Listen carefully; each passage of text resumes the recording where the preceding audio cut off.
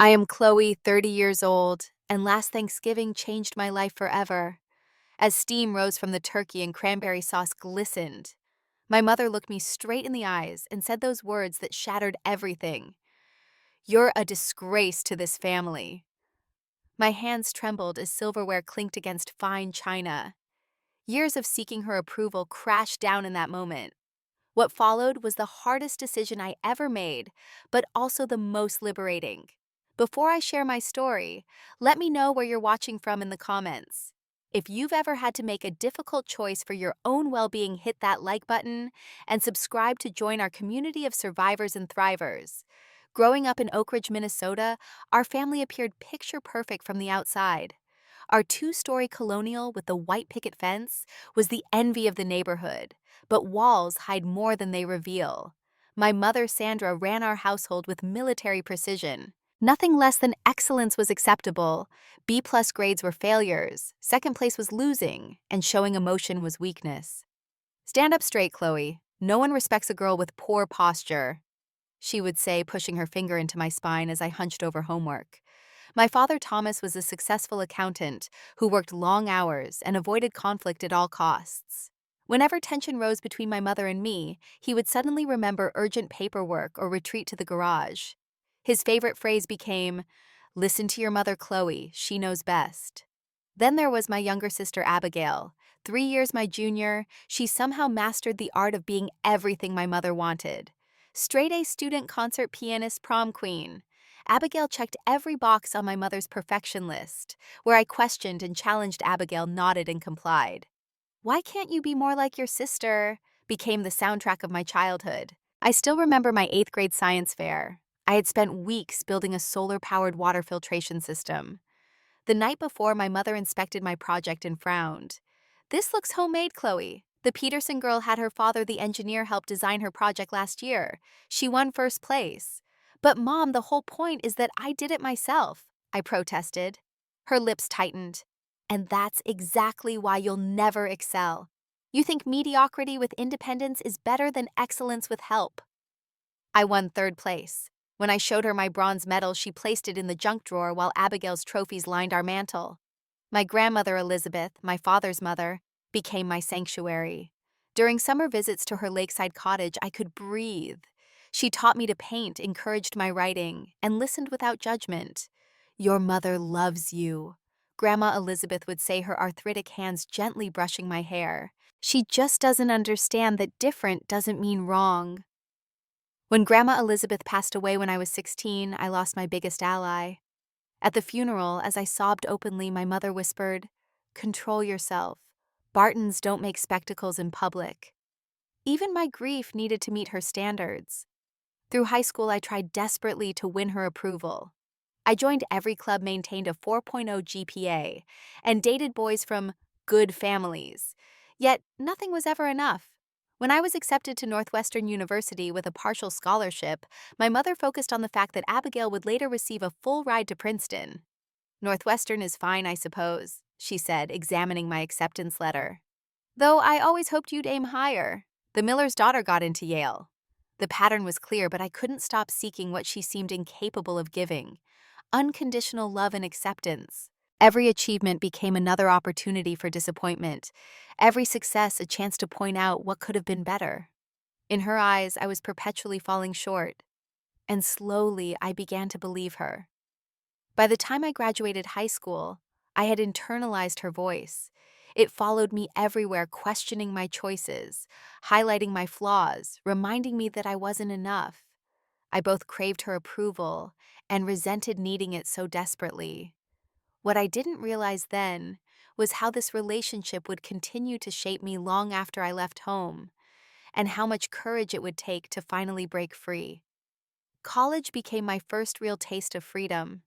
Northwestern's campus, with its Gothic buildings and Lake Michigan backdrop, felt worlds away from my mother's critical gaze. For the first time, I could make decisions without immediately hearing why they were wrong. I changed my major from business, my mother's choice, to journalism, following my passion for storytelling and truth. The phone call when I told her didn't go well. "Journalism? Do you have any idea how competitive that field is? And the pay is abysmal?" she said, her voice sharp with disappointment. We didn't invest in your education for you to chase some pipe dream. It's what I love, Mom, I said, summoning courage from somewhere new. I'm good at it. Being good isn't enough, Chloe. You need to be practical. This is exactly the kind of impulsive decision that's always held you back. Despite her disapproval, I flourished. My professors praised my work, and I secured an internship at the Chicago Tribune my junior year. When I excitedly called home with the news, my mother sighed. The Tribune. Well, I suppose that's respectable, though the Washington Post would have given you better connections. After graduation, I stayed in Chicago, landing an entry-level position at a digital media company. My career began to take off, and I was promoted to associate editor within 2 years. Each success felt like proof that my path was valid, yet visits home remained exercises in regression. No matter my adult accomplishments, I became a disappointing daughter the moment I crossed the threshold. My sister Abigail completed her law degree and joined a prestigious firm in Minneapolis, just 30 minutes from our parents. She bought a house in the right neighborhood, dated men my mother approved of, and called home daily. The contrast between us grew sharper with each passing year.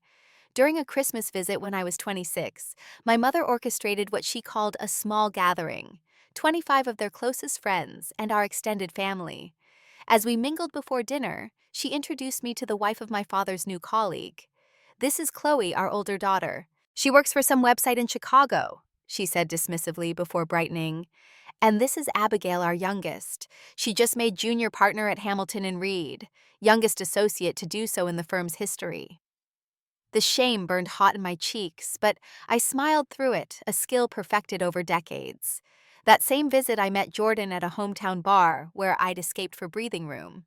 Warm, funny, and refreshingly direct, Jordan worked as an architectural engineer and understood family complexity.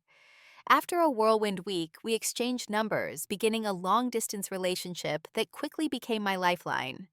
Your mom said what Jordan would ask during our nightly calls, genuinely baffled by my mother's behavior. That's not normal, Chloe. You know that, right? 6 months into our relationship, during another tense family visit, Jordan witnessed my mother's criticism firsthand. After we left sitting in our hotel room, Jordan held my trembling hands. You don't deserve to be treated this way, Jordan said firmly. No one does. It was the first time anyone had so clearly named what was happening. Through Jordan's eyes, I began to see that what I'd accepted as normal family dynamics were actually patterns of emotional manipulation. I started seeing a therapist, Dr. Winters, who helped me identify the toxic patterns in my family. She introduced terms like narcissistic parent and golden child that gave framework to my experiences. Most importantly, she helped me understand that I couldn't change my mother. I could only change how I responded to her. Setting boundaries isn't selfish, Dr. Winters explained. It's necessary for your well-being. I began practicing small acts of self-protection. I limited calls home to once a week. I declined invitations that felt obligatory rather than genuine. I stopped sharing vulnerable parts of myself that would inevitably become ammunition. My mother noticed these changes and intensified her efforts to regain control. She called multiple times daily, leaving voicemails ranging from guilt-inducing to accusatory. She enlisted my father and Abigail to check on me because I was acting strange. She even showed up unannounced at my Chicago apartment one weekend, claiming she happened to be in the area. With each boundary I established, the relationship grew more strained. Yet paradoxically, I grew stronger. By my 30th birthday, I had built a life that reflected my values. A fulfilling career as a senior editor, a loving relationship with Jordan, and a circle of friends who accepted me completely. The only shadow was the persistent pain of never being enough in my mother's eyes. As another Thanksgiving approached, I faced the annual dilemma: endure the holiday at home or risk the fallout of declining. This year felt different. With therapy, distance, and perspective, I was finally ready to stand in my truth, whatever the consequences might be. The invitation to Thanksgiving dinner came via my mother's traditional embossed card, arriving in early October. Annual Barton Family Thanksgiving. It read in elegant script. Formal attire requested. I held the card, feeling the familiar weight of obligation. Jordan looked over my shoulder and squeezed my hand. You don't have to go, you know, Jordan said gently. If I don't, she'll make it about her. How I've abandoned the family, how selfish I am. I replied, the script already playing in my head. Maybe that's not your problem anymore. I made an emergency appointment with Dr. Winters to discuss my options.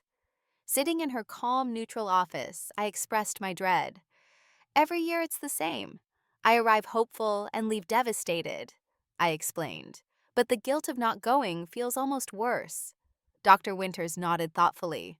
What if you approach this differently? Instead of going with hope that things will be different, what if you go with clear boundaries? We spent the session outlining exactly what those boundaries might look like, limiting personal topics. I would discuss planning responses to predictable criticisms, identifying when and how I would remove myself from uncomfortable situations, and preparing an exit strategy if needed.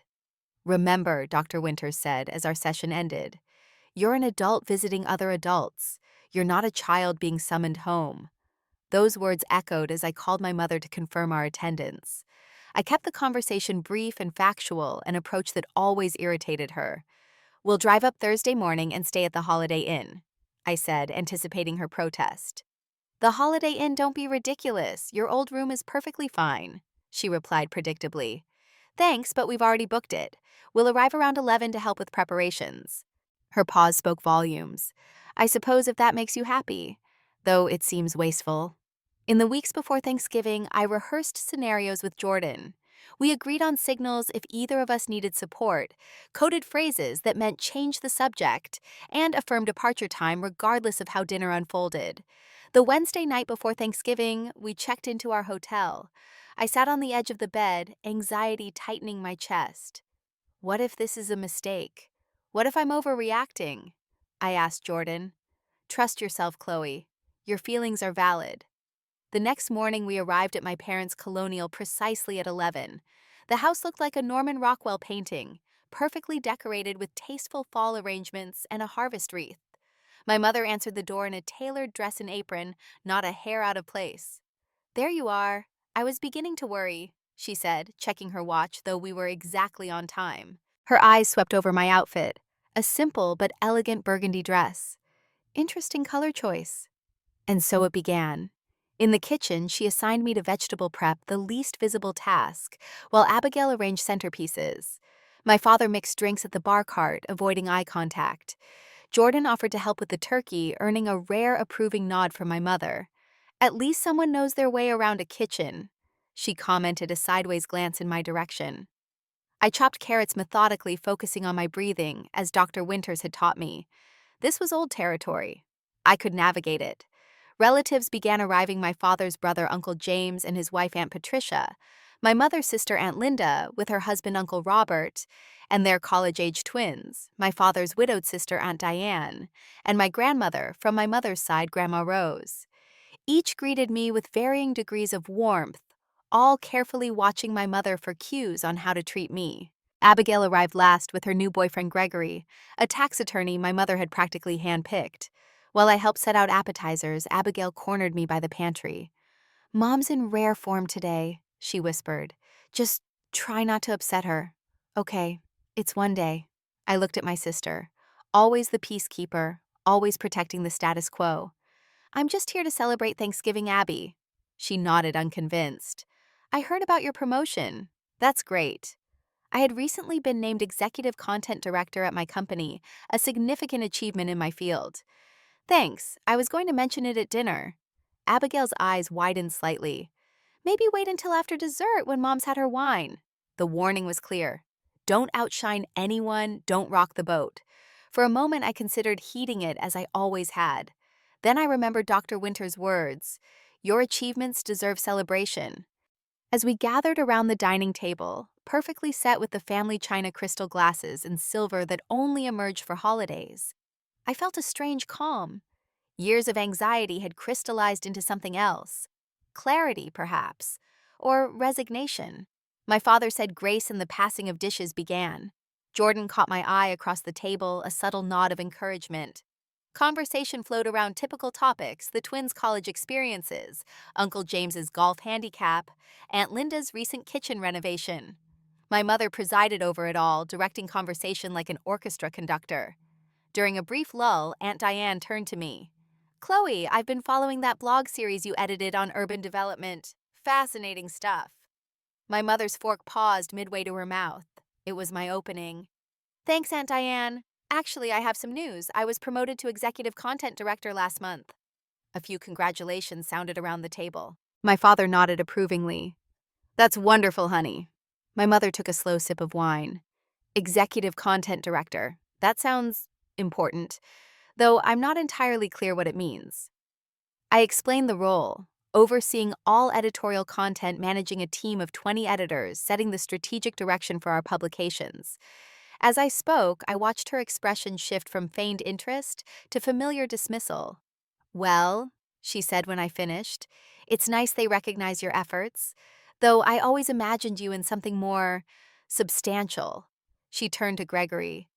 Did you know Gregory just handled a merger worth $50 million? I felt the familiar sting, but continued. It's actually a significant role in digital media. Our readership has grown to over 5 million monthly readers. She waved her hand dismissively. Internet things change so quickly. Remember MySpace, here today, gone tomorrow. Mom, Abigail interjected. Chloe's company is really established. It's not some startup. My mother's eyes narrowed at this unexpected alliance. I'm just saying there's a difference between trendy websites and established professions. Gregory understands the value of tradition, don't you? Gregory nodded uncomfortably. Jordan's hand found my knee under the table, squeezing gently. My work matters, Mom, I said quietly. Whether or not you understand it. The table tensed. This wasn't the script. I wasn't meant to challenge, only accept. Let's not turn Thanksgiving into a debate about career choices, my mother said tightly. Though while we're on the subject of choices, when are you two planning to settle down properly? Abigail and Gregory are already discussing venues. Before I could respond, she continued. The Wilson girl. You remember her, your classmate.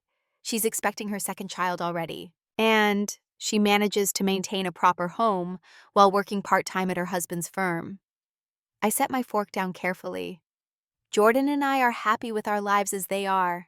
Happy, she repeated, as if examining a foreign concept. Well, happiness is fleeting. Security and family, those are what matter in the end. We have security and we have family. Just not the kind you recognize, I countered, feeling something break loose inside me. My mother's face hardened. What's that supposed to mean? It means I've built a life that fulfills me, even if it doesn't fit your narrow definition of success. The table fell silent. My father cleared his throat. Sandra, perhaps we should bring out the pumpkin pie. But my mother was focused now, her target acquired. Narrow definition, I've only ever wanted what's best for you, Chloe. Your problem has always been this rebellion, this need to reject good advice and proper paths. And look where it's gotten you. 30 years old, unmarried, working for a website. Each word was precise, designed to cut. In the past, I would have absorbed the blows silently or retreated. Not today. I'm an award-winning journalist with a 6-figure salary and a fulfilling relationship. I said, my voice steady despite my racing heart. Your inability to see value in anything that doesn't match your expectations is your limitation, not mine. My mother's face flushed. Aunt Linda gasped softly. The tension was a living thing now wrapping around the carefully arranged table. This is exactly why you've always been difficult, my mother hissed. This attitude, this ingratitude, after everything we've done for you. Sandra, my father warned quietly. She ignored him, years of contained criticism finding its target. You've always taken the easy route, always chosen what's convenient over what's right. Your sister managed to excel without all this drama, without turning everything into a referendum on parenting. I felt strangely calm now, watching her performance with new eyes. This isn't about my choices. It's about your need for control. The words hung in the air like smoke. My mother's knuckles whitened around her wine glass. When she spoke again, her voice was low and lethal. You're a disgrace to this family. The table froze. My hands began to shake, silverware rattling against fine china. Jordan half rose from the chair, but I placed my hand on theirs. This was my moment. No, Mom, I said, standing slowly. The disgrace is how you've chosen conditional love over accepting your own daughter. I placed my napkin beside my barely touched plate and walked away from the table, my heart pounding, but my steps steady. Behind me, chaos erupted. My father calling my name, Aunt Diane's murmured shock, my mother's indignant gasps. But all I heard clearly was the sound of my own breathing, finally free from the weight of decades of disapproval.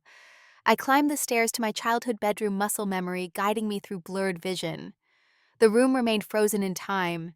Debate trophies, Northwestern pennant, the bulletin board with carefully curated photos of achievements my mother deemed worthy. I sat on the edge of the bed, hands still trembling, but mind surprisingly clear. My phone vibrated with a text from Jordan. "Do you need me to come up? You were magnificent." Another text followed. "Take your time. I'm here when you need me." I allowed myself 5 minutes to breathe before the first knock came, soft, hesitant. My father entered without waiting for permission, his face drawn with familiar conflict. "Chloe," he began, closing the door behind him. "You know how your mother gets during holidays. The pressure of hosting, wanting everything perfect." The excuse was so predictable I almost laughed. "This isn't about the holiday, Dad. This is about 30 years of never being good enough." He sank into my desk chair, suddenly looking old. "Your mother loves you. She just has trouble expressing it sometimes." "That's not love, Dad. Love doesn't come with constant criticism and impossible standards." He rubbed his face wearily. "She had a difficult upbringing. Her own mother was very hard on her. And she chose to continue that cycle instead of breaking it," I replied. "I'm sorry for her pain, but it doesn't excuse how she treats me." My father looked at his hands. "She's your mother, Chloe. Family is forever. Can't you just apologize to keep the peace for me?" The request was so familiar. Sacrifice your truth, your dignity, yourself on the altar of family harmony. Always I had complied. Not today. "I won't apologize for standing up for myself," I said firmly. "I didn't cause this situation. I just finally responded to it honestly." He looked pained but unsurprised. "What do you want me to tell her?" "The truth, Dad, that her behavior has consequences, that relationships are earned, not owed." He nodded without commitment and left shoulders hunched under the weight of decades of peacekeeping. Next came Abigail, her perfect makeup slightly smudged. She closed the door and leaned against it. "What were you thinking?" she demanded in a harsh whisper. "Thanksgiving is ruined. Grandma Rose is upset, the twins are uncomfortable, and Mom is—" "How is Mom?" I asked, genuinely curious. Abigail looked surprised by the question. "She's furious, embarrassed. She says you deliberately sabotaged the dinner to make her look bad." Of course she did. Everything was always about her, her feelings, her reputation. "Abby," I said gently, "do you think what she said to me was okay?" My sister's certainty faltered. "She shouldn't have called you a disgrace. That was too far." But the rest was acceptable. The constant criticism, the comparisons, the dismissal of my entire life. Abigail perched on the edge of the bed, careful not to wrinkle her dress. "You know how she is. She wants the best for us." "No, she wants what she thinks is best, which isn't the same thing. And she's willing to destroy relationships to get it." My sister studied me with new eyes. "You're really done, aren't you? This isn't just another Chloe Mom blow-up." "I'm done accepting treatment that diminishes me," I confirmed. "I deserve better. So do you, by the way." She flinched slightly. "We're different. I don't let her get to me like you do." But I saw the truth in her eyes. The careful vigilance, the constant performance, the fear of falling short. Abigail hadn't escaped our mother's toxicity. She'd just found a different way to survive it. "I'm going to pack and leave," I told her. "Jordan and I will head back to Chicago tonight." "Don't be dramatic," Abigail protested. "At least stay until tomorrow. Once everyone leaves, we can smooth things over." I shook my head. "There's nothing to smooth over. This isn't a misunderstanding. It's a fundamental breakdown in how families should treat each other." As Abigail left, I began packing my overnight bag. Jordan texted again. "Everyone's moving to the living room for coffee. Your mom is acting like nothing happened. Classic." I smiled grimly and continued packing. The strangest feeling settled over me, a combination of grief and liberation. Something had broken today, but perhaps it had been broken all along, held together by my desperate need for approval. The final confrontation came as Jordan and I prepared to leave. My mother intercepted us in the foyer, her composure restored except for the tight lines around her mouth. "Where do you think you're going?" she demanded, arms crossed. "Home," I said simply. "Don't be ridiculous, you're making a scene over nothing. Everyone is asking about you." "It wasn't nothing to me, Mom. You called me a disgrace in front of our entire family." She waved dismissively. "You were being provocative. You know how I get when you push my buttons." The classic deflection. I made her do it. I made her hurt me. Always my fault, never her responsibility. "I'm not doing this anymore," I said quietly. The criticism, the comparisons, the conditional love. "I'm done." Her face hardened. "So that's it. One difficult moment and you're throwing away family." This is exactly the kind of impulsive, selfish behavior I was referring to. Jordan stepped forward slightly. "Mrs. Barton, with all due respect, this wasn't one difficult moment. This was the breaking point after years of— Stay out of this," my mother snapped. "This is family business." "Jordan is my family," I countered. "The family I've chosen who supports me unconditionally." My mother's eyes narrowed. "Chosen family? What new age nonsense. Blood is what matters in the end, Chloe. When things fall apart with whatever this is," she gestured dismissively toward Jordan, "real family will still be here." "Real family doesn't tear each other down. Real family builds each other up," I said, reaching for the door. "I'll always be your daughter, but I won't always be your punching bag." "If you walk out that door, don't expect things to be the same," she warned, her final attempt at control. "You don't get to dictate the terms of this relationship." I paused, hand on the doorknob. "That's exactly it, Mom. It's a relationship, not a dictatorship. And like any relationship, it requires mutual respect." "This is your final warning, Chloe Ann Barton," she said, voice trembling with barely contained rage. "If you leave now, you're choosing this rebellion over your family." I looked at her, really looked at her, and saw something I'd never noticed before: fear. Behind the anger, the control, the criticism, my mother was terrified. Of what losing control, being wrong, I didn't know. And in that moment, I realized it wasn't my burden to fix. "I'm choosing myself," I said simply, and walked out the door. Jordan and I drove in silence for the first 20 minutes, the tension of the confrontation gradually melting into exhaustion. I stared out the window as familiar landscapes gave way to highway. "Are you okay?" Jordan finally asked. I considered the question carefully. "No, but I think I will be." My phone began buzzing incessantly. Texts from Abigail, calls from my father, even messages from aunts and uncles. I turned it off and placed it in the glove compartment. The silence that followed felt like the first real peace I'd known in years. That night in our Chicago apartment, I cried, deep gutting sobs that Jordan held me through without trying to fix or silence. I grieved for the mother I'd never had, the approval I'd never earned, the family that couldn't love me as I was. But beneath the grief was something unexpected: relief. The constant striving, the perpetual disappointment, the endless performance. It was over. I had finally stepped off the stage. In that raw, painful night, I made the decision to temporarily block my family's numbers in social media. Not forever, I told myself. Just long enough to heal, without their voices in my head. The first steps into freedom were terrifying. Without the familiar framework of family expectation, even negative expectation. Who was I? What did I actually want? Not what would please my mother or avoid her criticism. These questions would guide my journey forward into unknown but hopefully healthier territory. The holiday season that followed was unlike any I'd experienced before. No obligatory Christmas visit, no New Year's call, no pretense of family harmony. Instead, Jordan and I created our own traditions.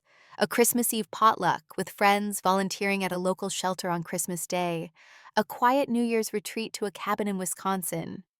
Without the cloud of dread that usually accompanied family obligations, I found myself present in a way I'd never been. Colors seemed brighter, laughter came easier, and the constant knot in my stomach began to loosen. Of course, the silence from my chosen absence created ripples. Extended family members reached out with mixed messages. "Your mother is devastated," texted Aunt Linda. "Whatever happened, family should come first." "Heard about Thanksgiving," wrote Uncle James. "Been wondering when someone would stand up to Sandra. Call if you need to talk." Most surprising was a handwritten letter from Grandma Rose, my mother's mother, who had always seemed to embody the same rigid standards. "Chloe, I may not understand your choices, but I recognize courage when I see it. Your grandfather and I had our own battles with your mother. She wasn't an easy child, and I fear I wasn't always the mother she needed. Perhaps that's where this all began. I'm too old to change my ways now, but I admire your strength to change yours. My door is always open." The letter offered a glimpse into the generational nature of our family dysfunction. Patterns passed down like heirlooms, each mother wounding her daughter in familiar ways. My sister's response evolved over weeks. Her initial messages were angry. "How could you abandon us during Christmas? Mom is inconsolable. Dad doesn't know what to say to anyone. I'm left picking up the pieces as usual." Then came bargaining. "Just call Mom for 5 minutes. You don't have to apologize. Just let her know you're okay." Finally, a tentative understanding. "Had a fight with Mom yesterday. She criticized Greg's family's Christmas traditions. I actually stood up for them. For him. It felt strange, but good. I think I get it now. A little." My father's attempts at reconciliation were predictably weak. Texts asking about the weather, forwarding articles he thought might interest me, never acknowledging the elephant in the room. 3 weeks after Thanksgiving, he finally called. "Your mother didn't mean it, you know," he said without preamble. "She speaks without thinking when she's upset." "That's the problem, Dad. She did mean it. She's always meant it." His silence confirmed what I'd always known. He understood, but chose peace over protection. "Will you be coming for your cousin Melissa's wedding in March?" he asked finally. "I don't think that would be comfortable for anyone," I replied. Another long pause. "I miss you, Chloe." "I miss you too, Dad. But I need more than miss. I need change." Meanwhile, my mother employed increasingly dramatic tactics to regain control. She sent gifts to our apartment. Expensive items I'd once mentioned wanting now meant as silent bribes. When those were returned unopened, she escalated. Jordan called me at work one Tuesday in January. "Your mother is here." "What?" "At our apartment."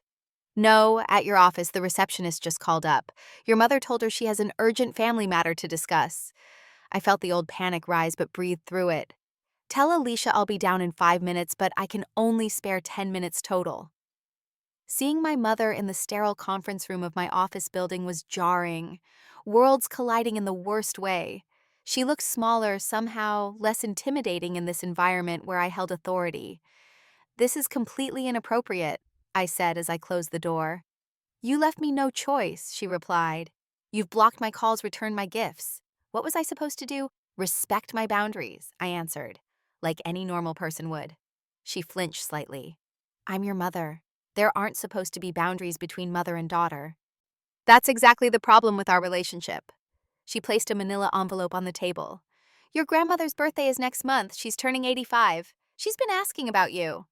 Inside the envelope was an invitation to Grandma Rose's birthday celebration. A strategic move. She knew I wouldn't want to hurt my grandmother. "I'll send her something special and call her on her birthday," I said. "But I won't attend a family event until we've addressed what happened." "Always so dramatic," my mother sighed.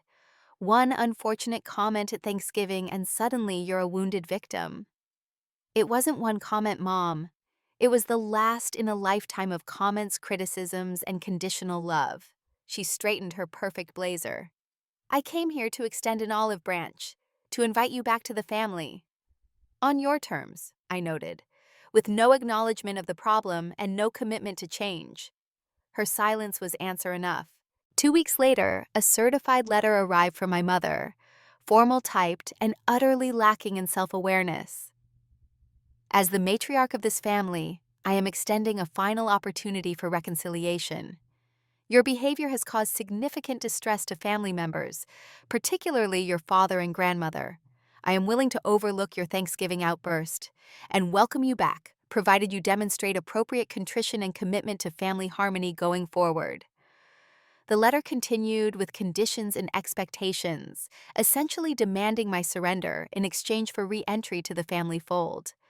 I read it twice, then filed it away as evidence of exactly why I needed to step away. My response was brief. I love you, Mom, because you're my mother, but I cannot have a relationship with you until you recognize that 1. Your words and actions have been hurtful. 2. Relationships require mutual respect. 3. Love shouldn't come with conditions. When you're ready to discuss these points, I'm willing to listen. Until then, I need this distance for my own well-being. The silence that followed was deafening. Through mutual friends and family, I heard that my absence was creating ripples beyond my immediate family. At a Valentine's Day dinner hosted by my parents, my mother apparently spent the evening explaining my absence as a phase and typical Chloe drama. But according to my cousin Melissa, not everyone was buying the narrative anymore. Aunt Sandra kept saying you were unstable and selfish, Melissa texted me. But Uncle James finally said something like, maybe Chloe just got tired of being told she wasn't enough. The whole table got quiet. It was epic. As winter melted into spring, something unexpected happened. Without the constant drain of family drama, I flourished. My creative work reached new heights, earning industry recognition. My relationship with Jordan deepened, built on mutual respect and support rather than codependency. I made new friends who knew me only as I was now, not as the perpetual disappointment I'd been cast as. Most importantly, the critical voice in my head, the one that sounded suspiciously like my mother, began to fade. In its place grew something fragile, but powerful self-trust. Dr. Winters noted the change in our sessions. You're standing taller, she observed, speaking with more conviction. I'm starting to believe my own worth isn't tied to her approval, I admitted. It's terrifying and liberating at the same time. By March, rumors reached me of trouble at home. Abigail called one evening, her voice tight with strain. Mom's not doing well, she said without greeting. She's withdrawn from her charity committees, canceled the Easter luncheon. Dad says she barely leaves her room some days. I felt the familiar pull of guilt, the ingrained responsibility for my mother's emotions. Then I remembered Dr. Winter's words, "You are not responsible for managing another adult's feelings." I'm sorry to hear that, I said carefully. Is she seeing someone, a doctor or therapist? Abigail laughed bitterly. Are you kidding? She'd rather die than admit she needs help. Then this isn't something I can fix, Abby. A long pause. Things are different without you as the target, she finally admitted. She's focusing more on me, on Greg, on everything we do wrong. The admission hung between us, confirmation of the role I'd played in our family system, the lightning rod, the scapegoat, the designated disappointment. I'm learning how to set boundaries, Abigail continued hesitantly. It's not easy.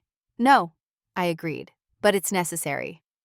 For the first time in our lives, Abigail and I spoke as allies rather than competitors. The conversation ended with no promises of reunion, but something more valuable, mutual understanding. April brought another surprise. My father called on a Sunday afternoon. I've been seeing someone, he said awkwardly. A counselor. For myself. I sat down shocked. That's wonderful, Dad. Your mother doesn't know. She wouldn't understand. He cleared his throat. I've been learning about enabling behavior, about conflict avoidance. The counselor says I've been complicit in unhealthy family dynamics. Tears sprang to my eyes. That must be hard to hear. Harder to accept, he admitted. I thought I was keeping the peace. Turns out I was just allowing harm. It wasn't an apology, not directly, but it was acknowledgement. The first real recognition that what had happened in our family wasn't normal or acceptable. I stood up to your mother last week, he continued, voice strengthening, when she started in on her usual criticism of you. Told her it wasn't right how she's treated you all these years. How did she take it? I asked, almost afraid to hear. Not well, he chuckled ruefully. But it needed to be said. I should have said it 20 years ago. By summer, the family landscape had shifted dramatically. My absence had created space for others to examine and question the dynamics that had been accepted for decades. My mother, without her favorite target and facing pushback for the first time, was struggling to maintain her iron control. In July, I received another letter from my mother. Unlike the first formal demand, this one was handwritten, the penmanship slightly unsteady. Chloe, the family is having dinner on the 15th. Your presence would be appreciated. I am willing to discuss your concerns. Mom, not an apology, not even close, but a crack in the armor. The first acknowledgement that my concerns might be valid enough to warrant discussion. After careful consideration and consultation with Dr. Winters, I responded that I would meet her. Not at a family dinner, but one-on-one at a neutral restaurant. No audience, no performance, no family dynamics to hide behind. She agreed reluctantly. 1 year after that fateful Thanksgiving, I sat in a quiet corner booth of a restaurant halfway between Chicago and my hometown. Jordan had driven me there, but waited in a coffee shop nearby. This conversation needed to happen between my mother and me alone. I arrived 15 minutes early, a lifetime habit, from trying to avoid her criticism of my punctuality. She arrived exactly on time, immaculately dressed as always, though I noticed new lines around her eyes, a certain fragility that hadn't been there before. "You look well," she said, after ordering tea, her standard opening. "I am well," I replied simply. An uncomfortable silence settled between us. In the past, I would have rushed to fill it to ease her discomfort. Today, I waited. "Your father tells me your job is going well," she finally offered. "Some award, the Stillman Prize for Digital Journalism," I confirmed, "for my series on healthcare inequity." She nodded stiffly. "Congratulations." Another silence, longer this time. "Abigail postponed the wedding," she said abruptly. "She and Gregory are taking time to reevaluate their relationship." This was news.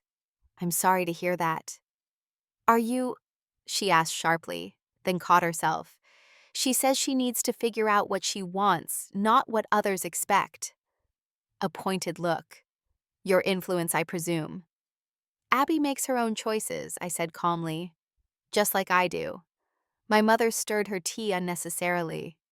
"Your absence has been noted at family functions." I waited, watching her struggle with whatever she was trying to say.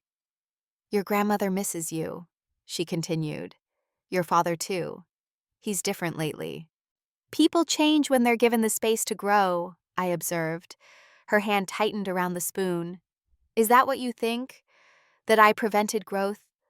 "I think you had very specific ideas about who we should be, and very little tolerance for who we actually were." She flinched as if struck. "I wanted the best for my children." "The best, according to you," I corrected gently. "Not necessarily what was best for us." "And you know better, I suppose. At 30 years old, you have it all figured out." The familiar edge crept into her voice. "No," I admitted. "I'm still figuring it out, but now I get to figure it out for myself without being told I'm a disappointment for trying." Her teacup clinked as she set it down too firmly. "I never said that." "You called me a disgrace to the family, in front of everyone." She had the grace to look momentarily ashamed. "I was upset. You were being deliberately provocative. By sharing a professional achievement, by defending my life choices, by challenging my authority in my own home," she countered. And there it was, the core of it all. Authority. Control. Her need for dominance over my identity. "I'm not a child anymore, Mom. I don't need your authority. I need your love and respect." She looked genuinely puzzled. "I've always loved you, Chloe. Everything I did was out of love." "Criticism isn't love. Control isn't love. Conditional approval isn't love." She shook her head slightly, as if the concepts were in a language she couldn't quite translate. For the first time, I felt something unexpected toward my mother. Pity. She truly didn't know how to love without conditions, how to connect without control. "I've learned a lot this year," I said more gently. "About myself, about what healthy relationships look like. I've learned I don't have to earn love by being perfect." No one is asking for perfection, she protested weakly. Aren't you? Wasn't that always the standard? Perfect grades, perfect appearance, perfect obedience, perfect life choices, all according to your definition of perfect? She stared into her tea, silent. I want a relationship with you, Mom, but not the one we had. I can't go back to that.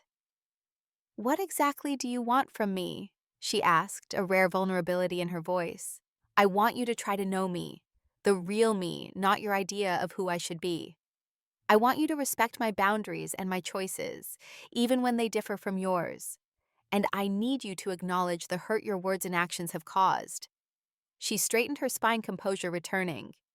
And if I can't do those things, then we'll continue as we are. Limited contact, surface level interaction at unavoidable family events. I won't subject myself to hurt anymore. For a moment, I thought she might storm out, revert to the familiar pattern of punishment for defiance. Instead, she surprised me. I don't know if I can be what you're asking for, she admitted quietly. I don't know if I know how. It was perhaps the most honest thing she'd ever said to me. You could try, I suggested. That would be a start. We parted without resolution, without the tearful reconciliation movies might portray. But something had shifted, a first step toward whatever our new relationship might become. In the year that followed, change came slowly and perfectly. My mother didn't transform overnight. She still criticized more than she praised, still struggled with respect for boundaries, still occasionally attempted manipulation. But she tried in her limited way to adapt to the new reality, where her approval was no longer my life's purpose. I maintained firm boundaries while allowing small openings, monthly phone calls, occasional family dinners where I arrived and left on my own terms. I corrected her when she slipped into old patterns, ending conversations when respect waned. Slowly, she began to learn that access to my life was contingent on mutual respect. My relationship with my father deepened as he continued his own journey of growth. Abigail and I forged a new sisterhood based on support rather than competition. Extended family recalibrated their understanding of our dynamics, some siding with my mother's version of events, others recognizing the courage it took to break unhealthy patterns. Most importantly, I continued to flourish in the space created by standing in my truth. Jordan proposed on a quiet evening at home, offering partnership without possession, love without conditions.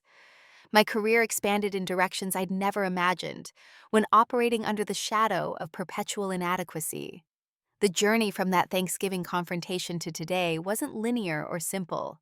There were setbacks, moments of doubt, and lingering pain.